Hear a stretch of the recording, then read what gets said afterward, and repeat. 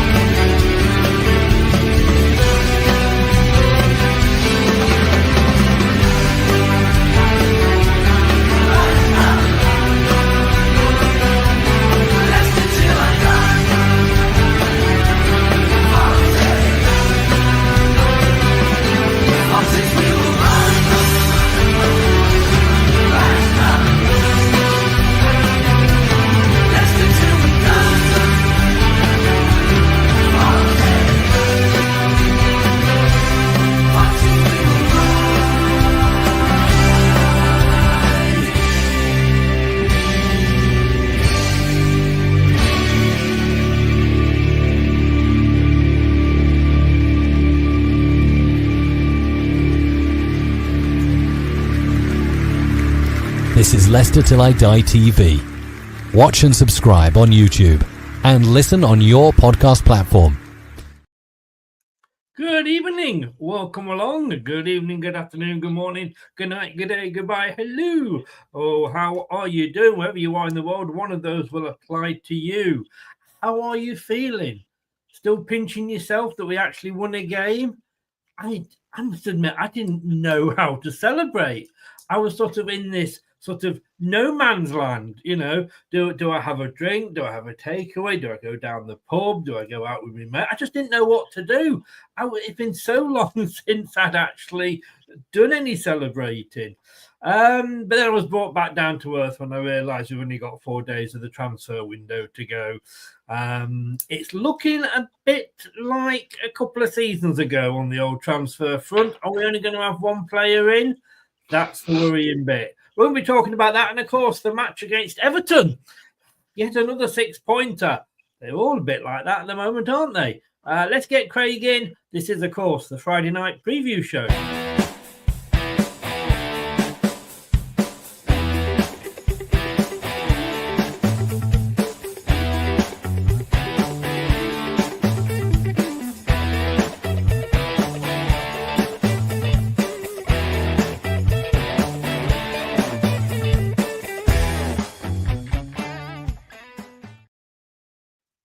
Good evening, sir. How the devil are you?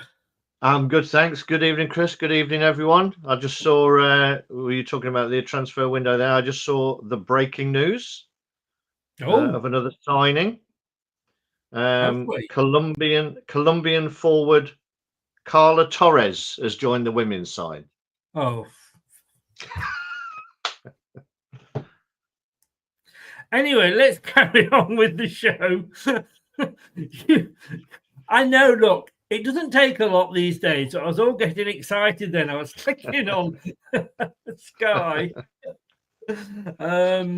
You're a little devil, sir. You're a little devil. Just reporting the facts, Chris. Just the facts. I mean, I'm worried about this transfer window. And look, I understand we still got this PSR cloud hanging over their heads. I think we're a bit like that one of those cartoons where wherever we walk, this big black cloud follows us around, just over us. I get that. And maybe we are suffering because of the cock-ups by Rudkin with Edward and other past decisions. Mm-hmm.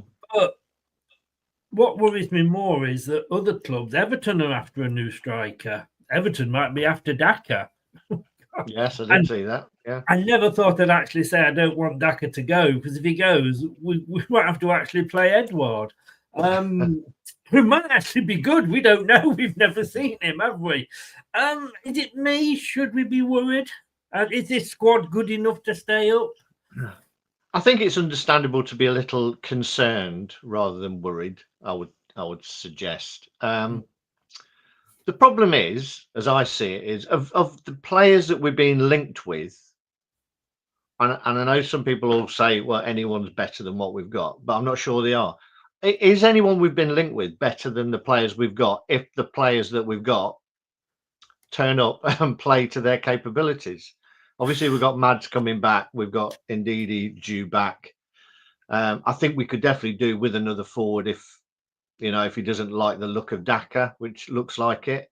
What you don't want to get into is a situation of selling Daka and then bringing in some forward on loan who doesn't live up to the hype. It's not like we did that in the last window, is it? No, not at all. I mean, he doesn't like Daka, and yet he wanted Daka at PSV. Yeah, I'm not sure whether if Daka goes, it's a sacrifice to get more money in to get somebody that he really, really wants, rather than just squad filling. And I think that's the issue at the minute, is it? As I say, who we've been linked with, who's going to start, of any of the players, because we haven't really been linked with that many, to be honest. And everyone we've had to have a look at, to see what he's done on YouTube somewhere or whatever. There's no household names that I can remember being linked with anyway. It looks like Alves is going out on loan. I was going to say that was going to be my next point. Yes. So at least, he's not getting game time. So at least get some pitch time and hopefully come back stronger for next season. But yeah, so I would say a little concerning rather than worried. I would be prepared to say that this is a long-term project that we are looking at under Ruud van Nistelrooy.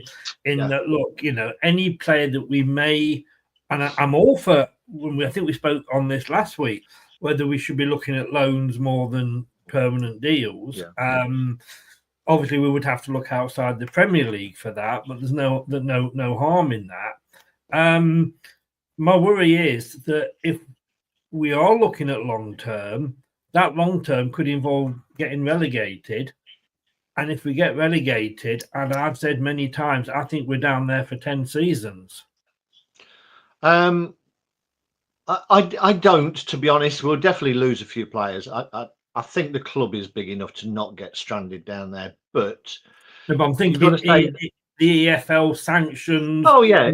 I mean, but you take that knock season one, and then you come back, and it may be that that we're looking at it from that point of view, and being pragmatic, realistic, whatever you want to call it, and saying, right, let's not overreach in terms of getting in players on big wages that don't help keep us up, and we end up being down there, and then you've got someone who's not necessarily prepared to roll his sleeves up in a championship season, but could well be, on a big wedge, and we're stuck down there. So maybe they're just being a little bit pragmatic, and that's why picking up loan deals might be the best idea. I mean, there are players, that you think, oh, you could maybe go and eke. I know wages sometimes is a big thing, and how much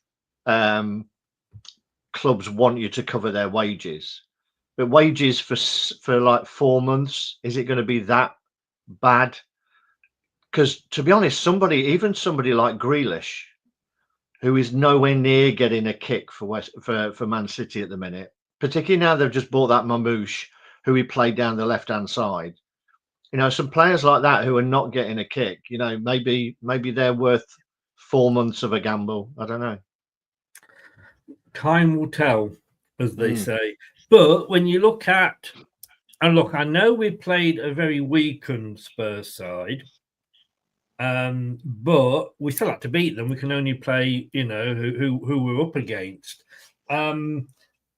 If we've got a fully fit squad, it's when you look at it on paper, it's not a bad squad. No. And then you've got to say, right, well, are they now starting to kind of buy into Ruud? And I read somewhere on Tinternet over the last few days that maybe we are starting to see Ruud's philosophy coming through and improving. That said, have we got time? Well, it was a massive win, just to keep us in touch. The way that the teams above were starting to eke out little victories. The fact that Everton managed to get 2 victories in 2 weeks is ridiculous. for who they beat. But it was important for morale, but also to just keep that gap, just keep on their shirt tails. And we know how it can change. We did it before in terms of suddenly a bit of confidence comes and you look a much better team than you ever did before. And, luckily Wolves are hanging around as well. And there's clubs who have been up and down.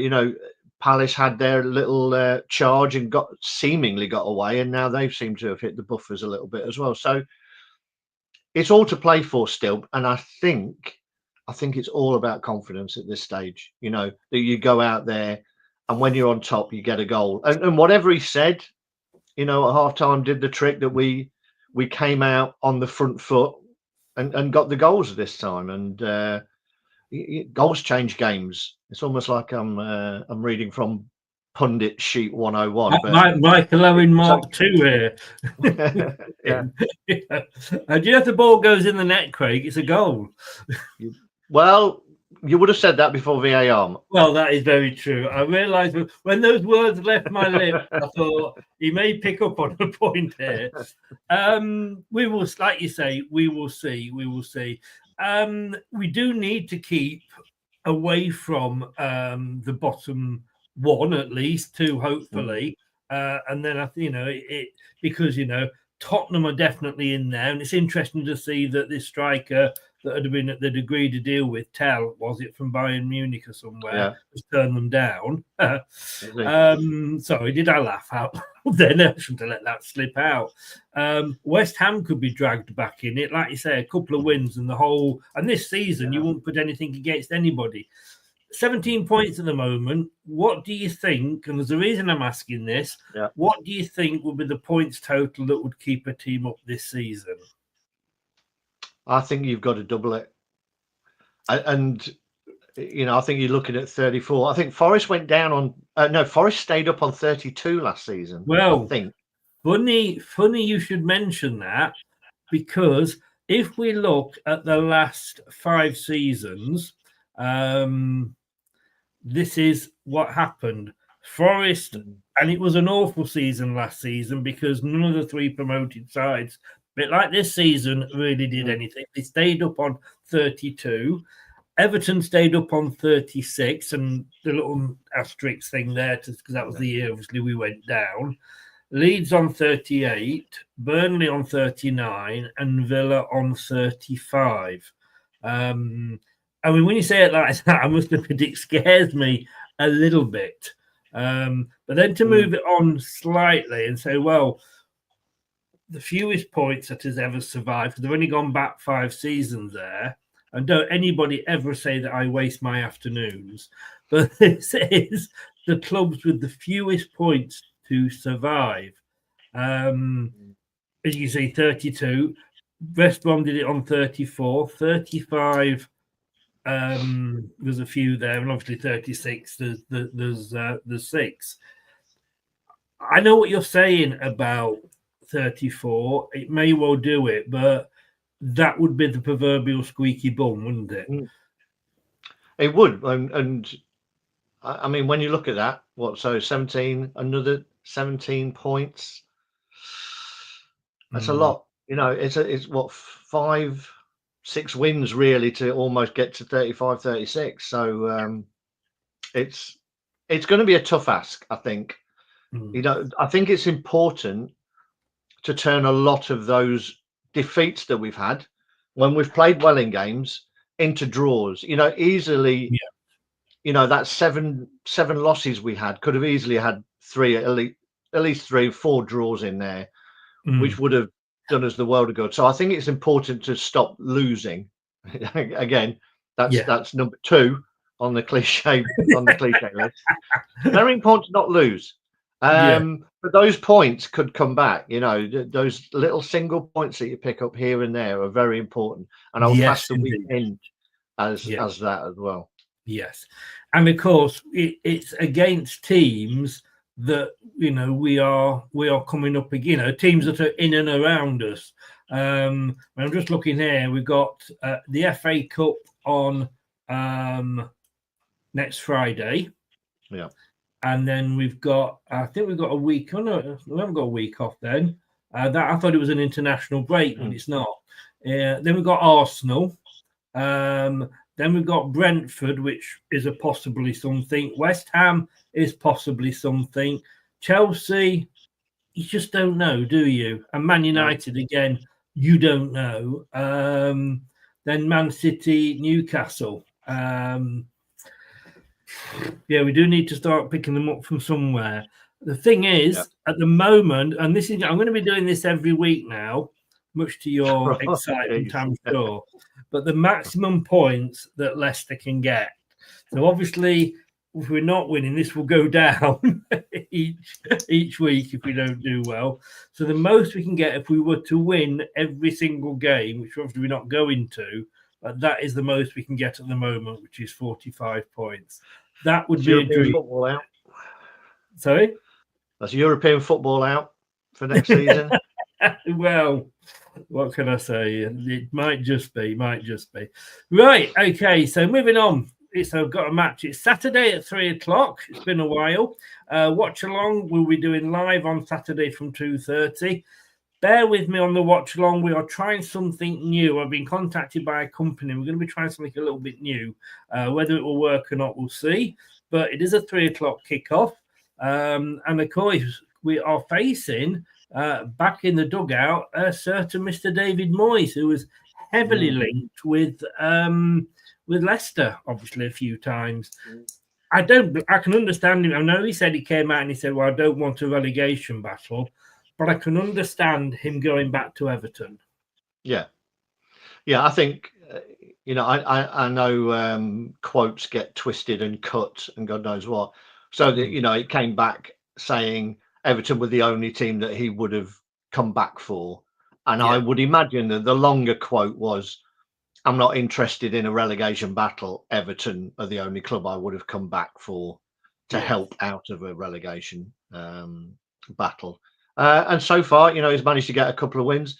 But the good thing is you probably got a very good idea of what you're going to get with the David Moyes team. As we said, earlier this afternoon, when I sent my team through, it's just going to be a game of attrition, two trenches almost, and see who can nick a goal and then hang on almost. They're struggling with strikers again, as are we. We're relying on one. So it's a game that could go. You could make an argument for any result in this game, I think. You can. And look, it's at Goodison, and it's the last season at Goodison. So it's Goodison. It's the last game. They'll play Leicester. It's the last season there. David Moyes back in the dugout, and it's always a difficult place to go to anyway, isn't it, Goodison? It is. It is. It was just. I'm chuckling just because of something that was said on Radio 5 a couple of weeks ago. It was about. I don't know if you heard it. It was Ray Parlour. Oh God, Ray no. Parlour. Turn him off. Ray Parlour, say no more kind of thing, was talking for some. I don't know what the preamble was, but he started talking about. It was good, wasn't it? Winning the war, that must have been great. What great feeling that must have been, winning the war. Back in the day, everybody would have been great. Because everybody was together. And then somebody commented, the only thing he didn't say in trying to give it an analogy was, the only thing that Ray Parlour didn't say was that Germany's always a tough place to go. I wish he had. Wish he had. It's worth digging out. It's worth digging out what he was saying. He just went off on one bit. I thought that was a great comment, and she making me chuckle when you said Goodison's Park's always a tough place to go. Yes. Right. This is the form going into this weekend's game. Everton sat one place above us, but 7 points. Is it 7 points? 6 points ahead.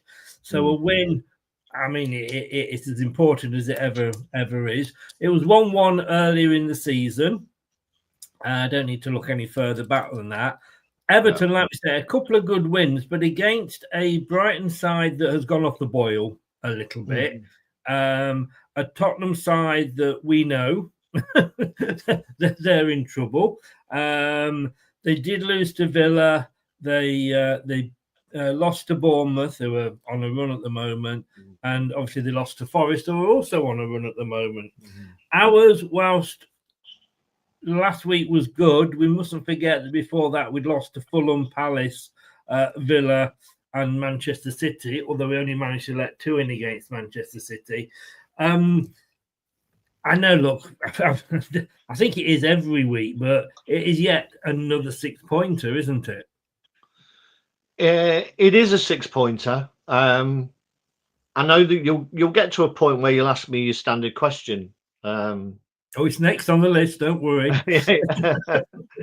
Yeah.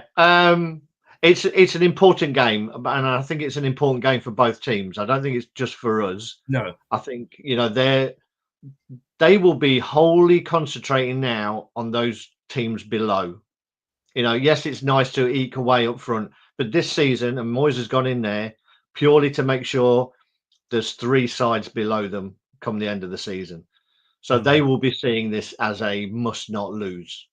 I'm sure of it, and that will be their mentality. And as you look at the results, when they get ahead, then it becomes tough, I think. So I think that's really important in this game, not to get their noses in front, because then they're just going to sit in. And we saw that a not brilliant Spurs team managed to come out second half and almost turn things around.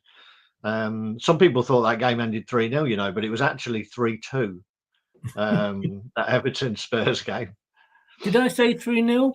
No, but I did on the last show, and you did. Right, yes, you quite rightly put me right. The shot that you got it wrong and I got it right. That was a 3-day callback. That one. Well, I must go back and cut that out and save it. Yes, when we played Spurs and we went, they went 1-0. When we equalised, I mean, I've seen some of the meltdowns on some Spurs channels, and they've been doing the rounds. You've probably seen some yourself. I mean, it was Mark Goldbridge-esque, wasn't it? Really, a lot of the time. I think there are a few people trying to mimic that style now, aren't there? There is. I of course would never ever do that. But no, you look at that, and I think if Everton were to go behind, I think they've still got credit in the bank with David Moyes, and it's at home that I don't think the crowd would get on their back. No, and I think it's safe to say that there's no way they would be going behind in the same fashion that Spurs did. There's no way that there would be huge holes in the middle of the pitch for us to exploit on a break like there was against Spurs. And there's no way Everton will be trying to pass their way out of a final third or even in their own half under pressure. They will be getting it forward. As long as the ball's as far away from the goal as possible, you're not going to concede. Number 3 on the list. You're going for it. Oh, if only you'd warned me, I could have been playing match preview bingo here, couldn't I? Exactly. I'll make a note. I'm going to do that next week. Okay. But that's that's the reality of it. If we think we're going to catch them, playing pretty football in their own half and nick a ball and break against them, that's unlikely to happen. You watch it go and bloody happen. But there's less chance of it happening than there is against somebody like Spurs, who will always try and play out. Yes. Look, I'm guessing you were there earlier in the season. Yep, I was indeed. A game that, again, I thought it was quite early on, wasn't it? I mean, it was sort of end September, so we'd probably played 4 or 5 games at that point. But again, it was probably a game we went into hoping for more than we came out of. I think that was one of Justin's early mistakes. That one. of the start of his, like Jamie had his goal scoring run. I think that was the start of Justin's goal conceding run. Yeah. It was a very good pass to Ndiaye, but he did take it very well. He's a very good player, Ndiaye, and he is, I would suggest, their main cause of trouble for us tomorrow. But yeah, again, it wasn't a great game. But again, like we did a few times, we came back. We didn't roll over. We came back, got the goal, could have got another one. But again, it's so important in the Premier League to not give away that first goal, which we have had a habit of doing a lot this season. Yeah. But then we come on to, like I say, the last games. Like I say, Everton beating Brighton, and as somebody's just said in the chat, that's no big thing at the moment. But then I guess neither is Spurs. But Spurs, let's be honest with you, I hoped for a win. I mean, I went for a Fulham loss because I wanted the points in the prediction league more than I thought Leicester would get them in the Premier League. But when we came to play in Spurs, I actually thought this was a game we could get something from. Yeah. Am I sort of being too optimistic if I say if we play like that for the rest of the season? Because even the first half, although we were 1-0 down, I thought we played well. If we play like that for the rest of the season, we won't be cut adrift. I think you're safe in saying that. I'm not saying that we will be safe, because there's too much quality in the division for it to not be just about us. But we won't get cut adrift, I don't think. As I say, a lot of teams will let you play, and you can see that Rude is trying to get his players to play third man running off the ball, and that's how he wants. And a lot of teams will let you do that, and that's why we've looked decent in a few games. We looked very good against Man City for a long period of that game. Palace, we could have easily got something against. But it is about taking the chances and scoring. And of all the games that we've got left, I would say that this is the one where you're going to have to dig out a result. Out of everyone in the division, you look at everyone now, nearly all of them, all the way down to Southampton, try and play a bit of football. Everton are probably the ones who don't really. They will try and just smother you, and they're the kind of the new Stoke. Do you think that will continue under Moyes, or was that a Sean Dyche street? No, I think let's not forget. Moyes went to Man U. He didn't get hounded out or whatever. No, but the people at West Ham, said that football was awful as well. They managed to win a European trophy, so it is a case of how much more do you want? But they did say that was it wasn't the football they wanted to see. Even when he went to Man U, and that was a poison chalice. Anyone following Ferguson was going to have that. But the football they were playing, Moyes' football is play if you can, But the one thing is, you give 110% out on the pitch. And that's what you do. And if you get a chance to score, hopefully you'll take it. But he is let's not get beat. And that will be his mantra, I think, for the rest of the season. If they can go out and dig, I can't remember what points you said there on 23, I think. If they can dig out 10 draws, there's 33 points already. They only need to turn a couple of them into wins. And I think that's how he'll be looking at it. Don't lose. Yeah. Doug, good evening, Doug. How are you? Hope you are well, you and your family. Arsenal are the new Stoke 2.0. Moyes has made them very solid. He certainly, had a very immediate impact, what we would call the new manager bounce. Let's just hope that we can burst their bubble and stop them bouncing. Now, this is interesting. He says, if you can click the right button, there we go. Now, that is probably a little bit difficult for you to see, Craig. But I've just compared the two teams this season. Now, this is just Premier League. We're not taking cup games into it at all. On look, this is just me. Just humour me with this. I do like comparing. Everton have scored 12 home goals this season, but we've scored 14 away. Yeah. So you watch, it's going to be 0-0. Clearances, very close. 562 for Everton, 566 for Leicester. Interceptions, again, 208 for Everton, 201 for us. Now, block shots, this was interesting. 82 for Everton, 119 for Leicester. Obviously, if it's in the green, you're the better of the two. And that probably says something about the way we defend, which is very, look, if we can't, all else fails, just stick your body behind it, really, doesn't it? Yeah, so the block shots is shots that we've blocked, not shots we've had blocked. No, shots that we've blocked. Yeah, because I mean, it would be interesting to see, I'm just going to call a list now of stats you haven't got, Chris. But no. For shots, shots that we've had. Fit so much passes on the screen. I know. I'm being facetious. And passes, that kind of thing. But I think those stats back up everything that I've said about Everton. To be honest, that they'll get the ball forward, which is why you win corners. You just get the ball forward, and defenders have to head it clear, and God knows what. And they'll get on the ball. They'll recover it. But luckily, look at how many times they've lost possession as well.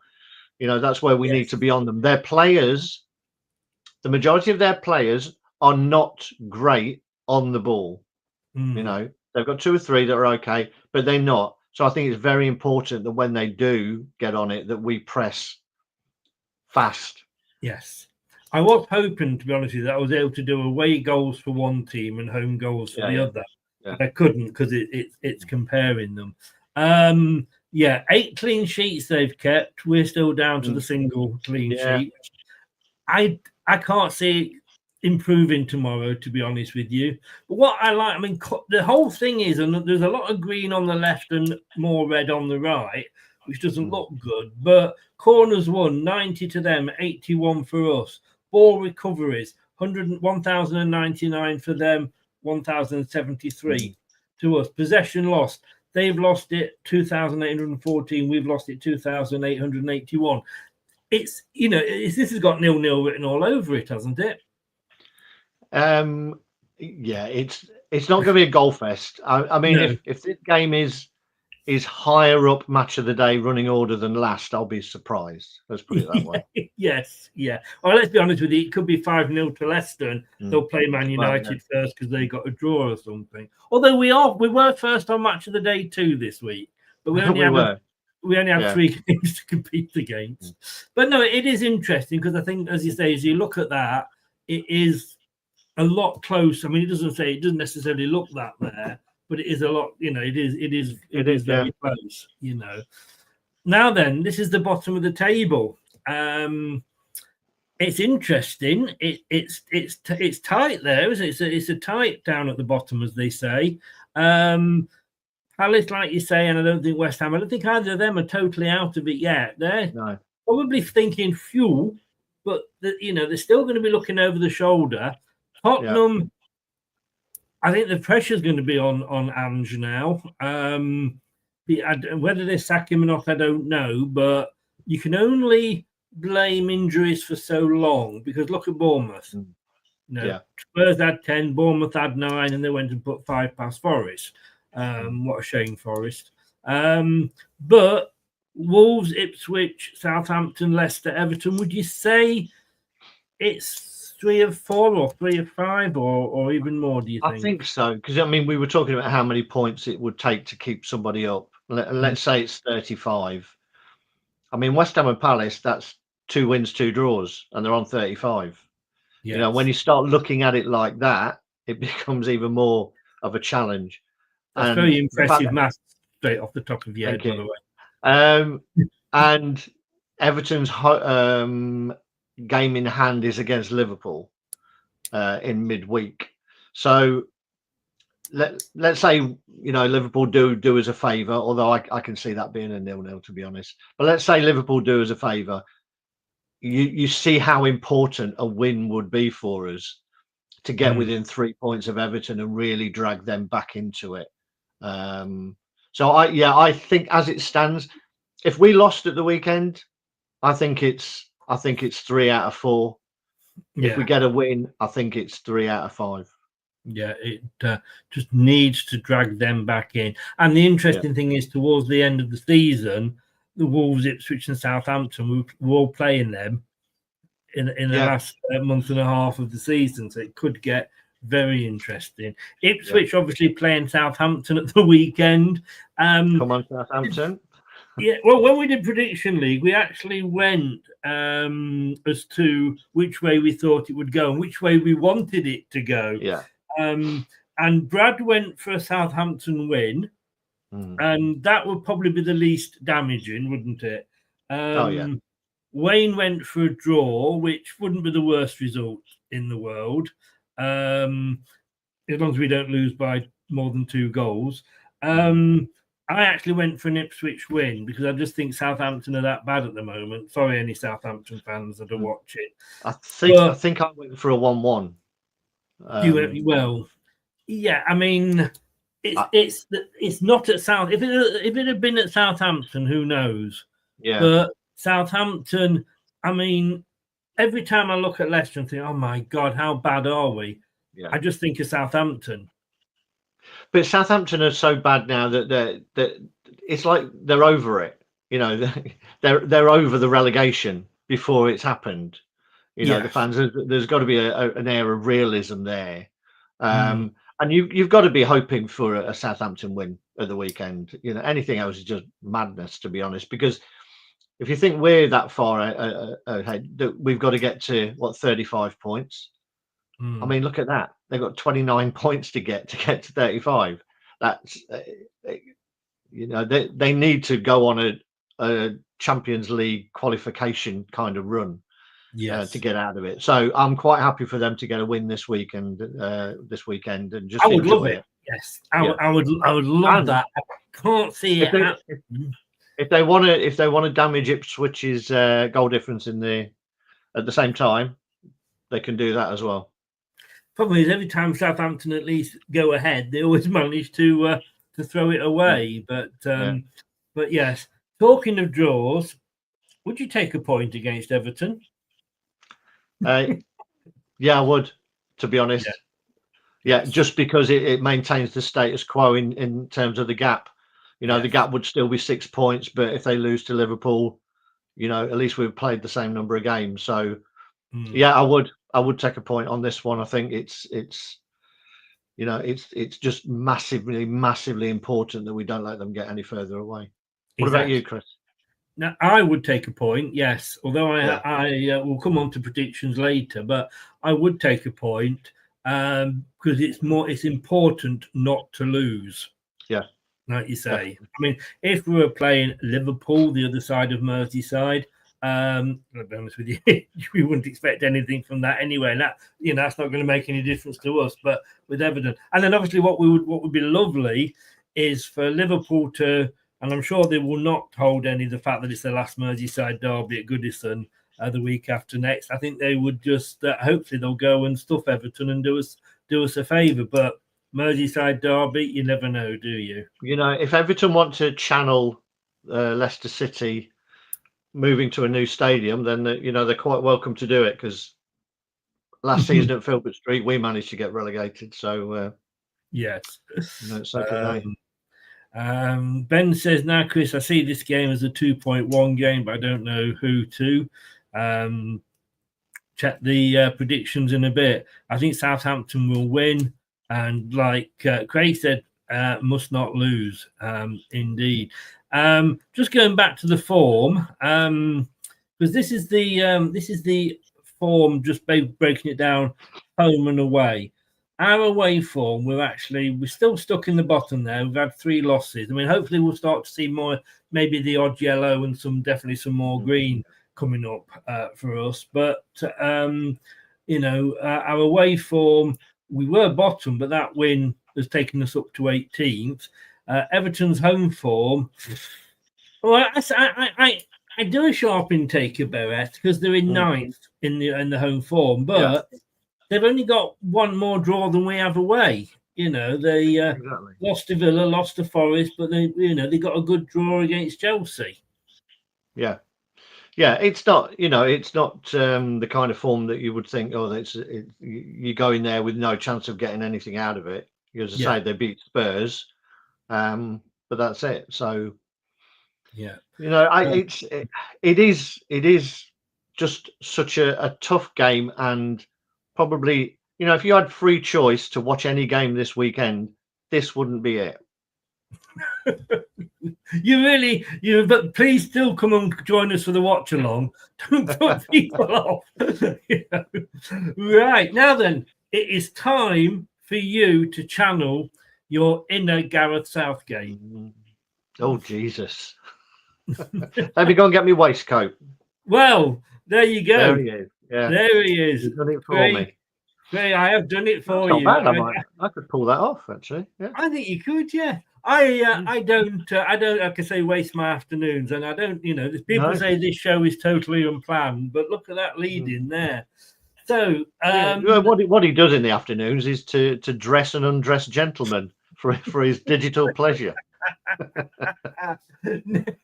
That sounds so wrong.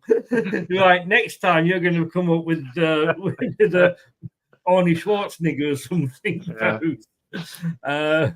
It's always dressed. It's always dressed. But there we go. Yep. So your team now, interesting, because last week we did your fantasy team, which was never ever gonna happen. I went for my team, which was never ever gonna happen. So we're going back to normal this week. A couple of things I'm going to sort of not pick you up on, but discuss with you. Yeah. Because can we just say though, Chris? Can we just say that Rude did say that for the last 10-15 minutes of that game, he went to a back five. He went with wing backs and 3 centre backs. So I'm taking a small win off the fact that he does know that formation exists. Yes. Well, this is the thing. But you could also say that he'd just gone to a back 3, couldn't you, as well, with that formation? Which is, it works in both mine. Yes, I'm taking it anyway. Yeah, well, you went for 3 at the back, didn't you? So yes, don't knock that at all. But look, well, channel your inner to Rude. Yeah. This is the team you want this week. Interestingly, and I was going to ask you this, funnily enough, earlier in the show, but I thought I'd wait until we got to this point to ask. The goalkeeper, Mads Hermansen, allegedly is fit again. Could be back in the team, but you've gone for Solarczyk. Somebody said though in the chat, I think it was one of the comments on Facebook, that Mads Hermansen shouldn't just walk back into the team. Solarczyk has done nothing. I mean, if that was Danny Ward there, we'd say no. If he's even if he's got a cast on from a broken leg, get Mads Hermansen in there. I would agree with you. I see no reason why Solarczyk should not start. He was my man of the match the weekend. I think he did really well. The thing is, I think if it let's say this was Jamie Vardy, you'd say, all right, I'll bring Jamie Vardy on for the last 20 minutes, 15 minutes, ease him back in. You can't really do that with goalkeepers, can you? No. I am a great believer in if your last performance was good, then you deserve to play the next game, unless there's some other circumstances around it. This really though is as much as I'd rather Hermansen have a full tough week of training under his belt before he comes back. He was back out there, it said, but it only looked like he was out for 2 or 3 days training. If it's a groin issue or whatever, we never really got to the bottom of what the problem was. But I would prefer him to be put through his paces quite a lot rather than run the risk of bringing him back. It's good to know that even if we bring him back and he relapses or whatever, that we have got a decent backup keeper. And normally Mads is my number one. I think he's a great shot stopper, to be honest. But yeah, I think just make sure that he's properly fully fit, rather than, we don't have to risk it and bring him back, like you say. If Danny Ward was filling in, then you'd throw him in even on one leg. Yeah. Somebody said as well that don't play him because they're considering selling him. I can't see any way that we would sell Mads Hermansen in the next 4 days. No way. I don't see any scenario, because you haven't got time to get it unless we've got a goalkeeper, Peter Odin-Wingy style, sitting in his Range Rover outside ready to sign. Then I don't think it's going to happen. And you don't want to sell your best players, and he's one of our best players. If he comes back in and has a fantastic end of the season again, it just puts another 10 million on his price tag for me in the summer. And should we go down and we sell him, we'll make a huge profit on him. Yeah. And but everybody's sort of, probably it's going to be Chelsea sort of thing. But Salarchik, I think, would be our number one. I think if we do buy anybody else, it would be as a backup. But then again, I'm more than happy with Everson. No, yeah. I mean, the other thing that is at play, I think, is Maresca this weekend, when asked about his team, was very non-committal about who was going in goal. So he's been playing Sanchez, but they bought a young keeper in at the start of the season, who was supposedly going to be the number one. He was very good with his feet, could play out from the back. Now, if he goes with him, I can't remember his name. If he goes with him and he has a really strong end to the season and he looks like he's their number one, it then poses the thing, would Hermansen go there to fight it out for a number one jersey at somewhere else? Maybe not. So I would be quite happy if they put their new young keeper in and he smashed it for the rest of the season. I'd be quite happy with that until he plays. And of course, we've got is it the Euros? Is that next season? Yeah.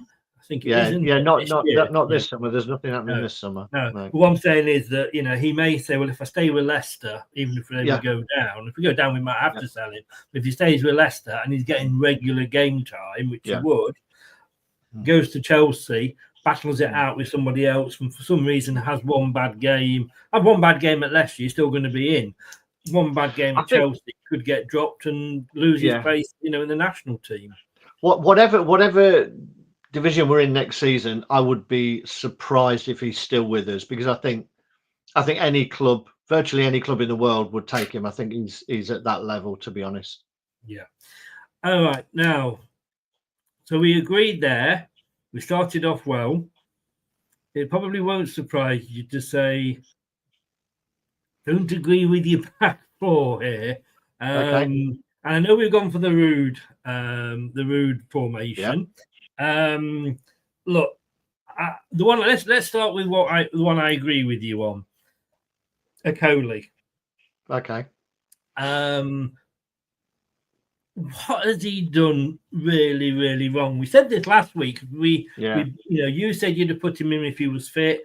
I thought he was fit, so I'd put him in. Yes, he had a bad pre-season. He scored an own goal with one of his first touches. But look, everybody had a shit pre-season. He's young. He's got the speed if he was to play with a different partner there. So I agree with you. I mean, he's not going to go anywhere. There's a lot of rumours about him going out. Rob Tanner put that to rest and said he wasn't anyway. So, yeah, I agree with you with that one. It's the other three that I struggle with, Craig. I know because I think last week I put Vestergaard in instead of Cody, only because I thought Cody may go rather than his fitness. But I can just picture this game, and the last thing that you want to do against an Everton side, who we've already seen from the stats are very good at ball recoveries, is to be rolling little passes in to the base of midfield to have them nicked off you, and I can just see that happening with Vestergaard, to be honest. So I would much rather us have two centre halves who were going to be solid and hopefully just get the ball away rather than taking risky chances on passing. So if you want that from your two centre backs, why have you picked Faze? Yeah, I don't think Faze will go on a run, definitely. No, But there's Faze, no way that he's going to be rolling little passes into Harry Winks the way that Vestergaard will. do you not think so? No. I mean, last week against Spurs, I think Ruud van Nistelrooy sort of said like the game plan was that we weren't going to play it out from the back. Mm-hmm. And, well, you know, but what happened, Ruud? We won. But against a team like Everton, do we want, and to give him his proper name, Calamity Jane in the back four? I mean, this guy has got more mistakes in him than Wile E. Coyote. Let's be honest with you. I think it's an interesting analogy that you've gone with a cartoon character who's not particularly well known for that. But I mean, you'll say that. You'll say that. Who makes more mistakes than Wile E. Coyote? Well, let's not start that list. What I would say is you're talking about players who make mistakes. You wouldn't have them in your back four, but I bet you've got one at left back. Just because you switch him over doesn't mean that he isn't a player who can make a mistake. Now, I haven't got as big a problem with a lot of people have with your left back. But yeah, you know me, I like my centre halves to defend, and particularly against a team like Everton, or I would imagine Beto's going to be leading the line, who is, you know, more brawn than balance. Then I think you need to be able to match that. And I've just seen Vestergaard too many times be knocked around a pitch and give goals away. Do you think, though, that when we do want the ball pumping upfield, he is the one that can do that and do that with very, very good accuracy? Yeah, if we do that, if there'd been any evidence to say that's a tactic that we're going to employ, yeah, maybe. But he's got qualities. It's just for this game. I don't think in a relegation battle you've got to roll your sleeves up, and I'm not sure Vestergaard is someone that I'd want to be in the trenches with, to be honest. You know, and I'm being harsh on him. I'm being a little bit harsh on him just to make my point, because I know you're going to have him in your team, and he does make a load of blocks, and he is a decent player. I just like these two more. That it's not particularly something against Vestergaard. You know, I prefer these two. Look at the top there. It says Craig starting 11. Yeah, exactly. You know, I haven't done my starting 11 because I'm just going to discuss yours, if you like, and I'm just going to say that I wouldn't have him in, but I'm not saying that I am right and you were wrong, because this is your choice. So I assume you've got Vestergaard and Okoli as your middle two. I have, yes. I just and then if I guess you've switched James to left back, and you've brought Koulibaly in at right back. I have brought Koulibaly in at right back. Yeah. And look, James didn't have a bad game against Tottenham. Yeah. That said, I may well actually probably start with Christensen at left back. Right. Okay. Cool. And maybe just give Justin a bit of a rest. Yeah. I just think, like you say, they're going to be up for this, Everton, and I've never liked Justin on the right. You know, I go way back to last season. The first game that I went to last season in the Championship was an away game to Southampton, and James Justin had been out injured. And that was the first game where he came back and started. Now, it was also the game where Vardy scored after about 30 seconds. But we were not strong enough down that right-hand side. And I said at the time, Justin, as an emergency, definitely as an emergency, can play at that position without a doubt. But I'm just not comfortable with him doing that. I'm really not. Christensen, I like the way Christensen bombs forward, and you said this as well. He gives you 100%. When he bombs forward and gets the crosses in, fantastic. What I don't like about Christensen is when he bombs forward and then stops and comes back. But that's not always his fault. That's because the rest of the team hadn't run ahead with him. You know what I mean? And if you put it in the box, there was nobody there anyway. And I just think maybe just give Justin up. Maybe just give Justin a rest, and let's give Craig a rest, shall we? Bye, Craig. I've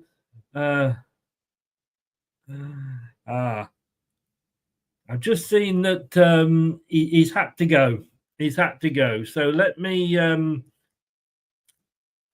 just reset this out a little bit, and bear with me, guys, and I will talk about this. Oops, and he's back. Is he back? I'm there, Chris. Sorry, mate. So no, I see you got to go, and it's literally. No, I didn't run off. I didn't run off. No, I just hit the wrong button. I mean, one thing I would say though, you might well be. It might be a good decision to play Koulibaly over Justin, because I would imagine Ndiaye, who's going to play down that left-hand side, will be given instructions to get at him. Yeah. And knowing that he did so well against him in the first game, so it won't be a bad shout. No, let's just say if Koulibaly isn't as good as James Justin as a player overall, but to my mind, if that's your main position, you're going to be better at it than somebody who's had to be called in. So that's me. Winks and Samari. Look, I like Samari. You know that. Winks. Yeah. I wouldn't mind giving Skip a go again, but I can see why you've gone for Winks, and I wouldn't be disappointed with that. As you can tell with this team, there's players in there that I wouldn't normally put in this team, but I think they put on a pretty solid display against Spurs, and this game will be one where I'm not sure. I can imagine El Khanous, and if Buonanotte played, I would imagine the pair of them are going to get a good kick in. So I can't. That's why I didn't put Buonanotte in either. Looking further forward, I think that little bit of experience in a game like this against Everton is probably going to stand us in good stead, rather than play youngsters who are not going to be frightened to get on the ball, but once they've had a couple of clatterings, which they're probably going to get at Goodison, to be honest, may not be looking for the ball as much as they should. And then hopefully we're in a position where they can come off the bench and do some damage. Look, I'm going to say, and if Brad's watching this, he'll probably fall off his chair, but those front four I have absolutely no problem with. Yeah, it's funny what coming off a win does for you, doesn't it? Deco-Over-Reid did well, to be honest. I was quite surprised, and there were a couple of other occasions. There was one where Khanous shot, I think, early on before his goal, where he could have played Deco-Over-Reid in, because he's got that forwards instinct. There's an article on the Leicester City web on their app. The article on the website, I think, is an interview with Deco-Over-Reid, where he talked about his early days back at Bristol and signing for Bristol City, and he was a number 9. That's where he started his playing, and I think he's got those natural instincts. And a few times he's got into very good positions. The goal he scored for the equaliser against Brighton, but he made a really good run against Spurs where he could have been played in. So he does give you probably a bit more of that goal threat coming off that side than Mavididi maybe. Yes, and Ayew, look, if they are going to clatter into anybody, is Ayew that you want them to clatter into, because he. And we were told this by the Palace people when we signed him, that he will earn you those free kicks in dangerous positions. And El Khanous is almost like not droppable at the moment. I mean, my God. And of course, Jamie Vardy. Again, what can you say? You've got to play him. There's a separate argument about should we be relying on him, but. We are, and I think for now, while he's fit, let's play him while he's fit. Yes, indeed. Craig, I know you've got to go, so I'm going to let you go. If you can just message me your scoreline in the chat. I can tell you now if you want, or I can message it there if you want to hang on to it.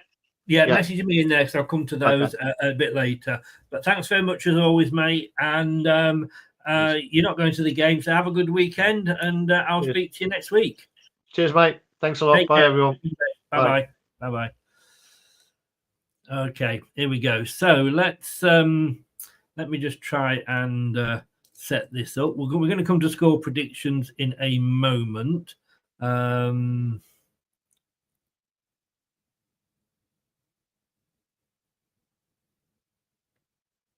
just trying to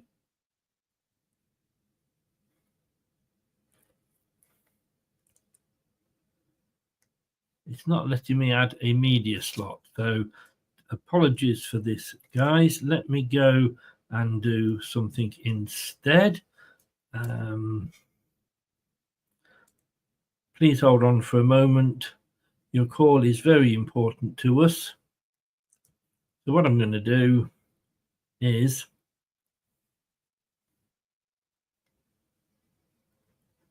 no, it won't let me do what I want it to do.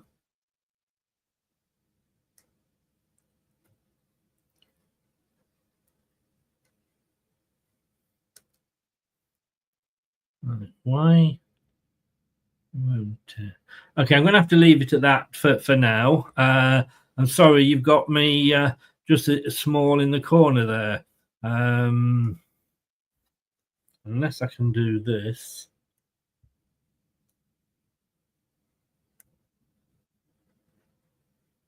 No, let's just do it at that.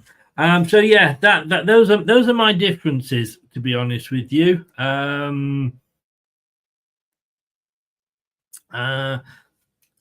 never thought I would say let's start AU and Dick over Reed, but fair play to him. They've done all right. They've done all right. Let's just see what you guys have been saying.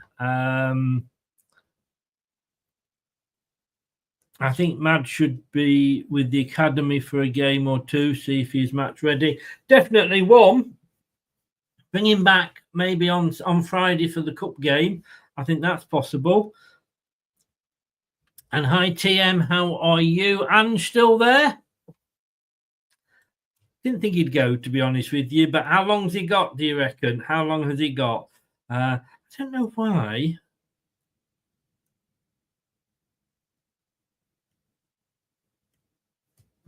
Here we go.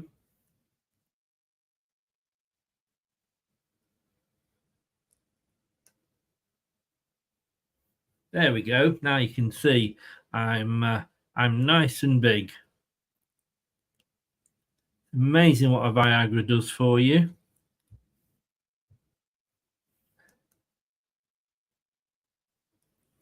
So there we go. Play him Friday. Yeah, I think I would play him against. I would definitely bring Mad back for the Manchester United game. Right, let's have a look. Surprisingly, or not surprisingly, as the case may be, we've got a change there for the odds. Sorry, oh my God, what am I doing? I need a drink.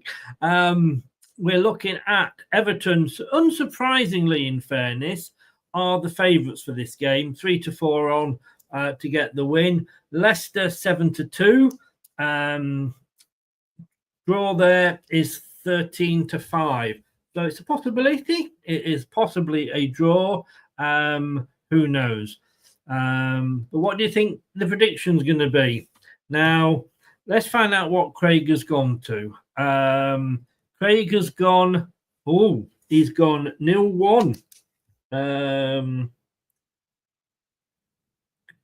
So he's actually gone for a Leicester win. I thought he said he'd gone 1-1, but he's actually gone 1-0 to Leicester. I have gone, as indeed has Wayne, 2-1 to Leicester. I think we're going to concede. We're not going to keep this clean sheet. Forget about it. With the defence that we've got, whoever is in, even if it's my choice, Vestergaard, if it's Craig's choice, Faze, I don't think we're going to keep a clean sheet. Craig thinks so. I don't. Brad went 2-0 to Leicester, but I've gone for 2-1, as did Wayne. And as indeed has Andreas. LCFC Forever 2-1. Everton 2, Leicester 1. Sorry, LCFC, I misread that totally. And Asda's gone for 1-1 draw. Ray says we are getting that exclusive clean sheet. I love it. I'd love to be proved wrong and we get that. That's going to be 2-0 to Leicester that he has gone for. Andrea says we just need the points and so we'll win. Agree. Well, we do need the points. We do need. So just to remind you, everybody, here we go. 3 o'clock kickoff on Saturday. It says the 1st of January there. It's the 1st of February. I know I've got that wrong. Copy and paste didn't work properly. Watch along from 2:30.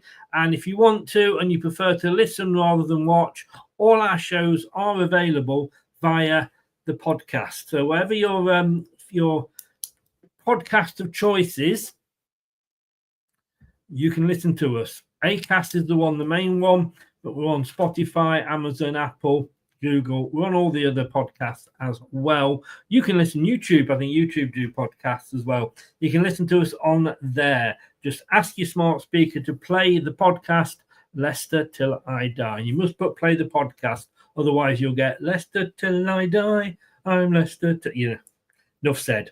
That's it, guys. That's it. Thank you very much for watching. If you're new, subscribe. If you haven't yet, please like the video. That really, really, really does help us. Do appreciate it. We'll be back tomorrow from 2:30. Hopefully, it'll all be working. We're trying something new tomorrow.